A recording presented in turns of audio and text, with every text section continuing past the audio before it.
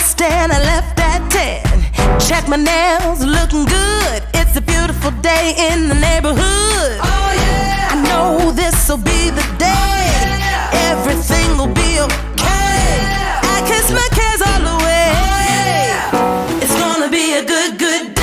It's gonna be a good, good day. Good, good day. Hey, I think it's finally all gonna go my way. Go my way. Rain or shine, no, I don't mind. This day is mine. I'm gonna chase all those gray clouds away. It's gonna be a good day.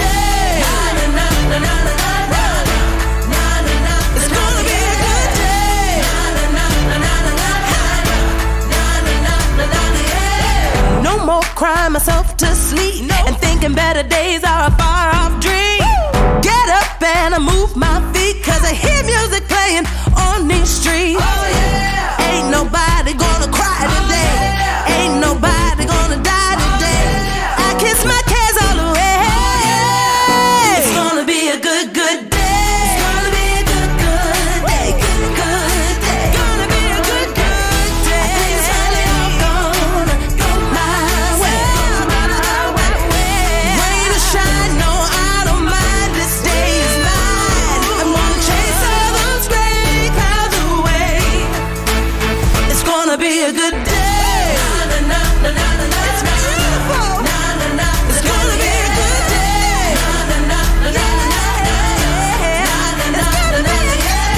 No more crying myself to sleep and thinking better days are a far off dream. Get up and I move my feet, cause I hear music playing. It's gonna be a good, good day. It's gonna be a good, good day. Good, good day. It's a good day. I think it's finally all gonna go my way. Rain or shine, no, I don't mind. This day is mine. I'm gonna chase all those gray clouds away. It's gonna be a good day. It's gonna be a good day. It's gonna be a good day.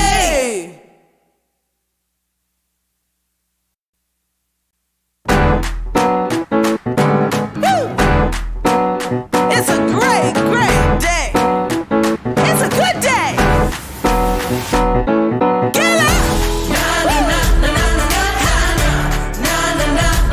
Can't you see the sun shining?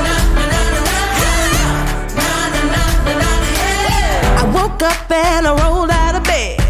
Got dressed and I left at 10. Check my nails, looking good. It's a beautiful day in the neighborhood. Oh yeah, I know this'll be the day. Oh, yeah. Everything will be okay. Oh, yeah. I kiss my cares all away. Oh, yeah. It's gonna be a good, good day. It's gonna be a good, good day. Good, good day. Hey, I think it's finally all gonna go my way. Go my way. Rain or shine, no, I don't mind. This day is mine. I'm gonna chase all those gray clouds away.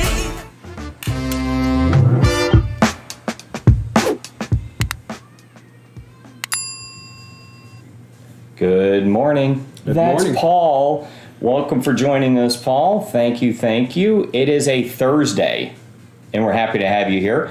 Paul is Paul Foster of Noble Property Inspections, and he's a really great guy. And he's a guest, and he's going to go over a few different things with us. I'm going to let Paul introduce himself, give a brief overview of himself in just 1 second, because what I first want to cover are the topics we're going to hit today, Paul. So we'll tell people what they're expecting to kind of hear. So we're going to go over some different types of home inspection software.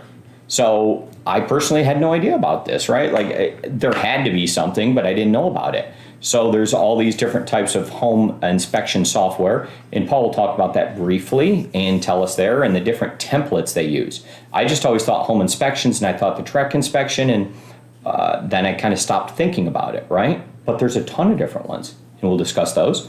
Then we have home inspectors for investors. They have all different types they want, need, and templates, and reasons they want to do something. So that'll be our second kind of topic.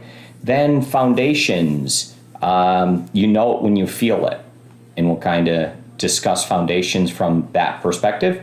and how costly roof repairs can be. And then the last topic that we'll look at is the most often overlooked and costly issues that home buyers can have in the home inspection. When they just look at it and they're like, don't even worry about that one. And then later it creeps up and they're like, I should have paid attention to that one. Okay, so we'll hit those.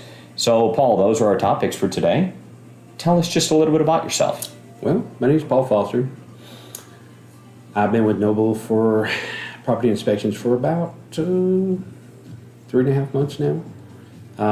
Super really experienced. Yeah, been really appreciative of Phil and Patrick. They welcomed me in here and gave me some training to run their software. Made it pretty easy for me. Now, home inspectors, you become licensed, right? Correct. Okay. You have to be licensed through the state of Texas through TREC. Okay. All right. So you're a licensed home inspector, and you've had a young career, but you've gotten to do a bunch of different things already. And we met you when you were doing an inspection on our primary residence. So Correct. we met you there, and I was like, oh, this is a good guy. I really like him. So let's have him on as a guest. So we look forward to getting to know you just a little bit more and about covering very specific items. So let's hit the bell, and we'll get moving.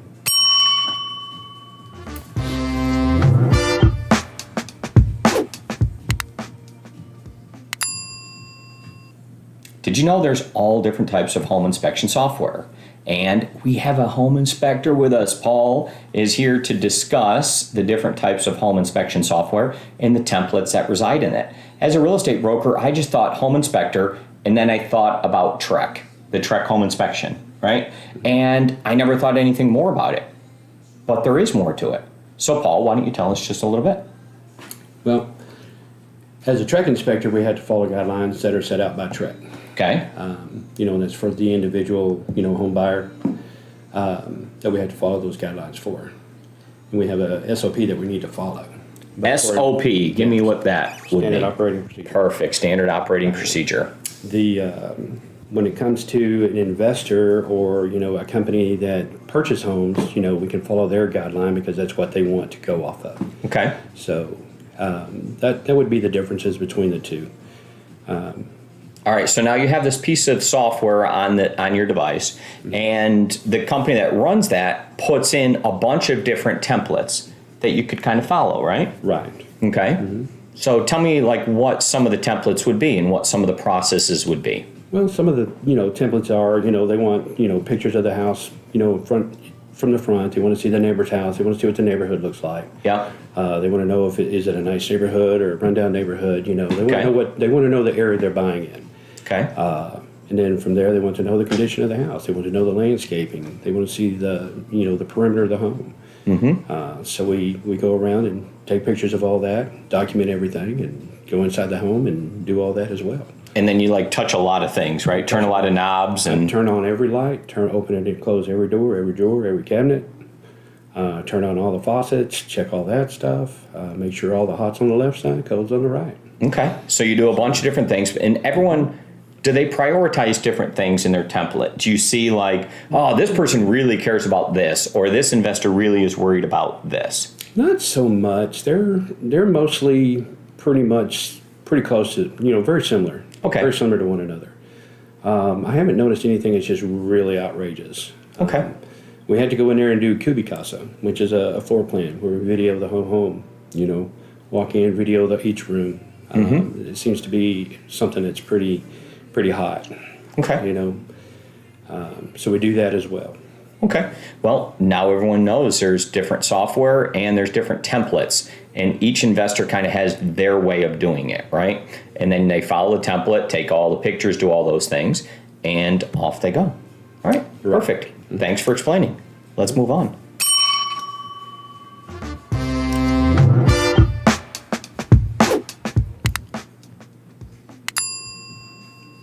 Home inspections for investors, investment buyers specifically. This is Paul Foster of Noble Property Inspections, and I'm Mike Acquisto. We're interviewing him discussing home inspections from the investment standpoint. Okay, so we were just talking that there's an alarming amount, well, from my words, I guess, an alarming amount of home inspections that are done that are for investors specifically, right? So in your experience, tell me a little bit more about that. Well, I mean, I probably do 2 to 3, well, not 2 to 3 a day.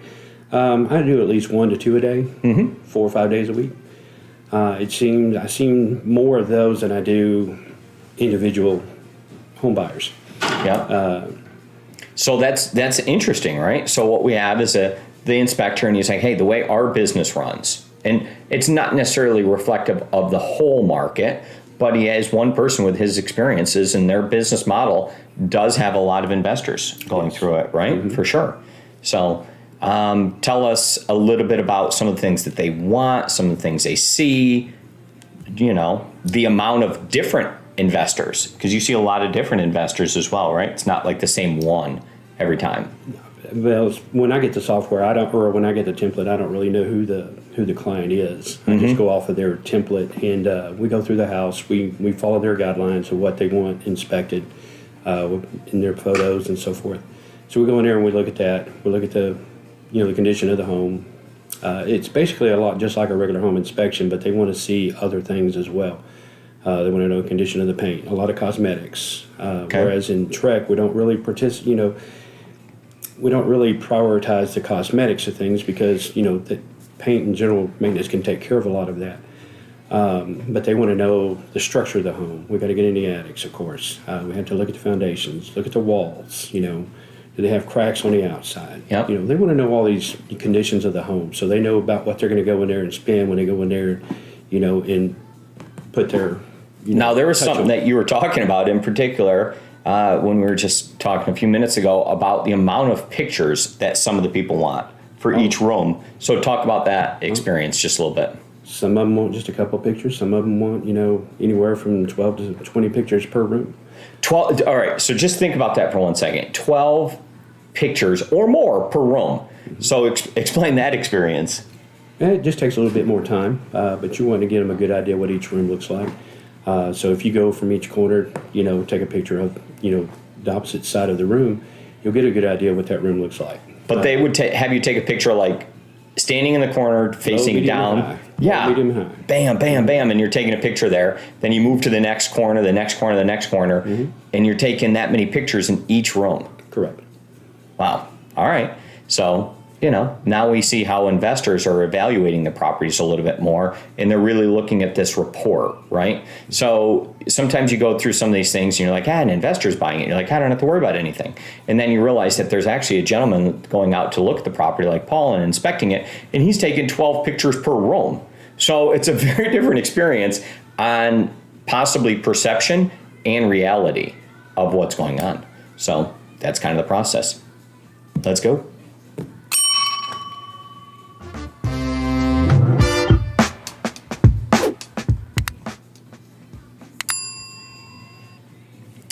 Do you have a foundation problem?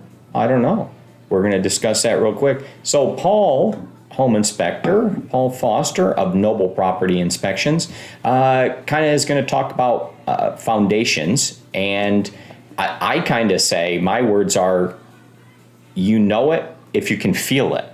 So kind of describe that. Well, if you can feel it. If you're walking on the floor and you feel a high spot, you feel the floor sloping, when you're walking across it, you'll know that you got some foundation issues. Pier and beam and or slab. Pier and beam, just, got to have somebody come out there and check all the piers, make sure they're all in the right position, they're none are sloping, none are broken, what have you. As far as the slab goes, post tension and all that stuff, you got to walk around and look at it, feel it. You'll get a good feel for it when you're walking it. Go outside, look around the home, look at all your eaves, look at all the trim.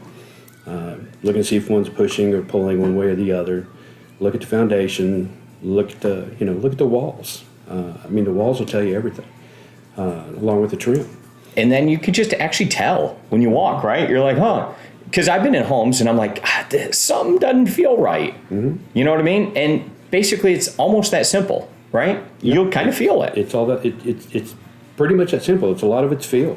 You can also, we offer a level service, and we can go in there and we can test the level of the foundation for you, whether you're sloping one way or the other, But sometimes you don't have to overthink it. You just that should alarm you. If you feel something, there's possibly something, and you should do additional things to ensure, right? So if you're walking through a property that you're going to list, and you're like, something doesn't quite feel right here, then it's worth more investigation, right? Exactly. I mean, the worst home I ever been in, I was just walking normal, and when I tripped, my foot just hit the floor, and I went, tumbling forward. I didn't fall, but I mean, I went, tumbling forward a little bit. There's something wrong. All right. Have you ever fell in like a sinkhole in a house? No? No. Okay, good. I haven't fell through anything yet, thank goodness. Not okay. Yeah, I've had, I once had an insurance agent fall through an attic roof. And I was just like, what? Anyways, talk about Kyle Dilworth later on. We look at the attic, the condition of the roof before we walk the roof. So. All right, let's hit the bell and move on.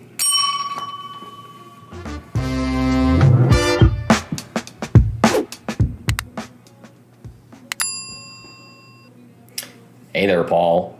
Let's talk about costly repair items, and specifically, possibly the most costly one. We just talked about foundations, and that can be expensive, but there's others that are potentially more expensive. In my opinion, I think the roofs are probably the most expensive. Okay. Coming in with foundations shortly after that, and then the heating and air conditioning. All right, so let's talk specifically about roof repairs. So most of the time, a lot of people would probably fall into the camp of, I've never been on my roof at my home, right? Right. And so I would say most homeowners don't spend a lot of time up there, so they don't know the exact condition. They probably would know it if it starts leaking, right? that would be know it. I mean, water stains on the ceiling, number one cause, that unless there's plumbing running across the attic. Yeah. And then right now, a common cause of such problems would be like super extreme heat, like we're experiencing right now, right? So we have like 109 degrees that it's been for a while. That's not like great for the shingles, right? That doesn't help. That's an honest answer. Honestly, I can't really answer that one. Ow, got a cramp. Okay. Paul's cramping up. So, but we're gonna battle through. I do have a feeling that the heat that when it hits the roof, it's not good for the roof because it just bakes the shingles and dries them out. And then makes them a little brittler. No, you don't want to walk on it when it's that hot. Yeah. You got to be careful what kind of roof you walk on too. You don't want to walk on just every roof out there. You want to get up there in the attic and inspect the decking to make sure none of the decking's rotten so you don't fall through when you do walk on a roof. But then the thing that goes along with the roof repair, right, is I don't know if I put aside my real estate career and just thought personally, I don't know if I know anyone that's ever paid for their own roof to be replaced. It's a really weird thing because it seems like it's always runs into a hail situation and then it's replaced and you have a deductible, but I don't know anyone that's like, I just need to replace my roof like right now all of a sudden, and they're paying out of pocket for it. It's a weird thing. I couldn't imagine that because that's a great big expense. I mean, depending on the size of the house, the roof type, and what kind of shingles you go with, you got solar on the roof. I mean, the sky's the limit as far as the roof cost goes. Have you ever inspected a Tesla roof? I have not. You have not? No. All right. I was just wondering. Yeah. All right. Well, there's no further questions there. No, I don't even inspect solar. That's something that I require, them to have somebody else come out that's certified to do that. Oh, okay. I don't want to give them misinformation on it. All right. And I'm not educated enough on that yet. So. Well, let's hit the bell and we'll move on.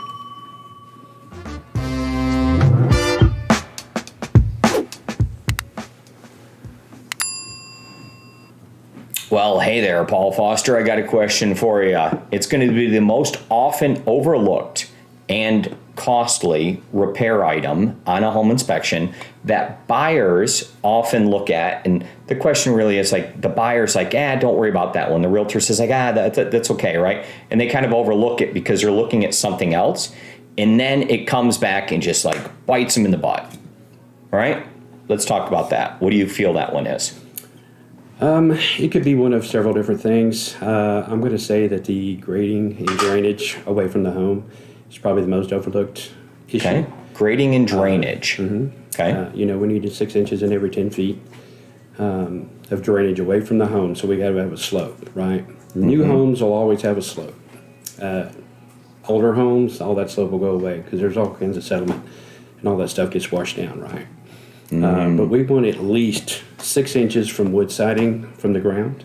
We want at least 4 inches from brick, just to keep any of the pests, the water. We don't want water to wick up inside the walls.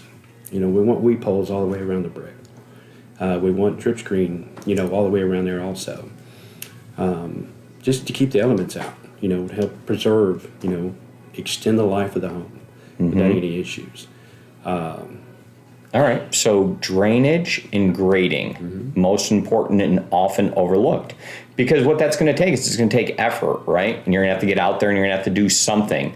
You're probably going to have to, somebody's going to have to like sweat, right? And somebody's going to have to, but you're only going to hire a contractor to come out and do that. But we don't want, flat surface. We don't want water pooling next to the home,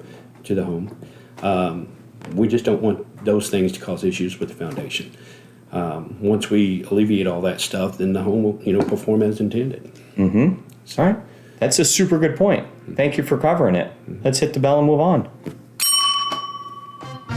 So this is the wrap section. We'll talk about all of them kind of in total. Well, Paul, that was amazing. You covered some unique topics from a home inspector perspective and told us some things that I bet everybody learned something today, right? About the different types of software that you have and what that kind of experience is like. Me personally, I had no idea about it in particular, so I'm glad that you taught us about that. Then we did talk about the fact that there's a ton of different investors and what that looks like from an inspector perspective, right? I feel this has been a really good look behind the scenes at what's going on from your standpoint, and that's been great. We talked a little bit about foundations, and I asked you beforehand, right before we started, I was like, hey, what's the thing that people are like most scared about, right? And that was foundations. I think so. Yeah, they just like hear that word and it like scares them and shocks them and whatever that is. And it is what it is. It's just important to know. And the fact that roof repairs are super costly and often overlooked is the grading and drainage. So do you inspect any new things like that are coming up? Maybe like speaker systems, Wi-Fi systems, internet speeds. Is there anything like that going on that's kind of like new age? No, we don't inspect any of that stuff at this moment. Okay. Those are, kind of out of the scope for inspectors. Yeah. I would understand, but think about this, okay? Imagine, I might say they should, and I'll tell you why. So I would say, think about if an investor buys a property and all of a sudden there's not viable internet there and they don't know, right? I think internet is a super important utility that you have to have, like gas or electric or water, right? Right. Internet. So imagine if you bought a home, and who would think that like, no, there's not good internet here, right? That you only get this. Wouldn't it affect how much the property is worth? Yeah, that's a valid point. I could see that being an issue in the near future. Yeah. But, we have different solutions for that because you have satellites and all this other stuff. That good. You one up me. I like that. So I do talk about the Tesla or about that all the time. That there is Starlink. A solution for every problem. You just got to figure out what that solution is. That is true. Well, there's bad internet in a lot of places in our local market, and sometimes people don't understand that. But it would probably be reflected in the comparable sales prices of the other homes as well. Yeah. So maybe that's already kind of included there, but maybe that's something we get added to the home inspections is internet speed. Yeah. All right. Thank you, Paul. You're welcome. Let's hit the bell. Now we get to take some pictures. And what he does for that is, I'm going to turn this back on. He comes and talks to us. And go ahead, Omkar. I'm going to lead him through this. So we'll put up the topics one by one and we take a screenshot. Okay. So what he'll do is he'll put the word out there, and then you just kind of like look at the camera. Now. Perfect. So now he has this word on the bottom and a picture of us. So when he posts this, that becomes the thumbnail, or what the image is. If not, you end up having like a look on your face, right? That look like, well, it is what it is. All right. So home inspectors. inspection for investors. Yeah. Oh, I'm gonna pull up. Let me see if I might some cash with me. Pull out some cash for investors, right? Give us a little something for our. I don't ever carry cash. You don't carry cash? Nope. Now Art takes care of it all. he doesn't carry If I cash. have cash in my pocket, I'm going to spend it. He's gonna spend it. Mm-hmm. All right. Well, we gotta wait for him to redo that. I didn't get it out quick enough. How much do you think I got, Paul? I don't know, a couple $100. Now, Couple of hundred. $250, $300. I don't know. Just normally, I like to just have a couple of bucks, right? It doesn't get spent. It's weird. Just because you have cash doesn't mean you spend it. Well, I used to keep a couple of $100 in my wallet hidden. Mm-hmm. But I don't carry that big of a wallet anymore, so. Yeah. Understand. Ready? Okay. Got that one for you. okay. I didn't see the thing, so we'll have to do it again. You can get it. Good. Okay. No. So, foundations. You got it? Okay. Yeah. Okay. 1 second. He has to see it on his side. So Yeah. it shows up there. Roofs. Roofs. Hot topic. Okay. It's coming up. It sure is. Thank you. Fifth topic. Last one. Often overlooked and costly items for home buyers. Okay. I'm thinking. Yeah. Question mark. Okay. Got it. We got that. All right.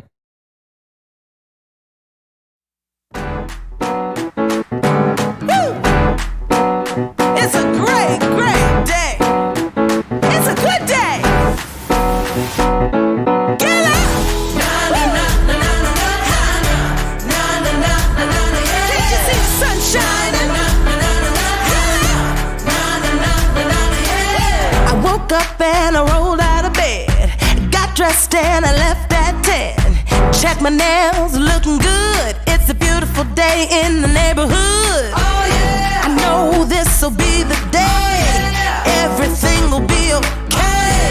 I kiss my cares all away. It's gonna be a good